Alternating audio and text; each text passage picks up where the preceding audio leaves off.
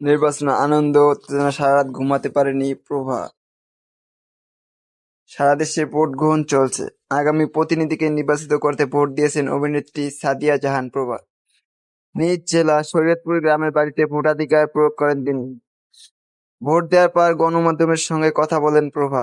তিনি জানান, ভোটের আনন্দ ও উত্তেজনায় কাল সারা রাত ঘুমাতে পারেনি তার।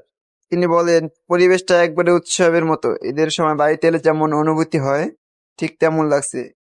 আমি খুবই এক্সাইটেড ছিলাম। সত্যি বলতে উত্তেজনায় কাল রাতে ঘুমাতে পারিনি।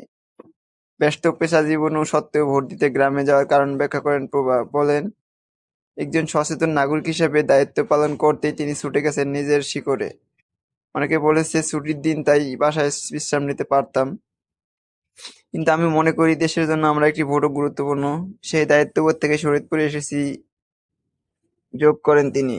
শৈশবের স্মৃতিচারণ করে অভিনেত্রী বলেন, ধর্ম ও সংস্কৃতির সমন্বয়ে তিনি বড় হয়েছেন। সকালে কোরআন শিক্ষা, স্কুলে পড়াশোনা, বিকালে গান কিংবা ছবি আঁকা, সব মিলিয়ে এক সমন্বিত পরিবেশে বেড়ে ওঠার কথা তুলে ধরেন তিনি। হাম নাত দেশের মতো গানে পুরস্কার পাওয়ার কথাও স্মরণ করেন প্রভা। তার প্রত্যাশা প্রসঙ্গে প্রভা বলেন, আমি যে বাংলাদেশ থেকে বড় হয়েছি সেই বাংলাদেশেই চাই।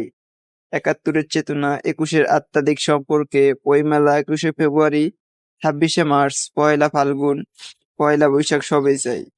পাশাপাশি অন্য ধর্মের মানুষও যেন শান্তিপূর্ণভাবে তাদের উৎসব পালন করতে পারেন সেটাও চাই। একটি সুন্দর ও শান্তিপূর্ণ বাংলাদেশ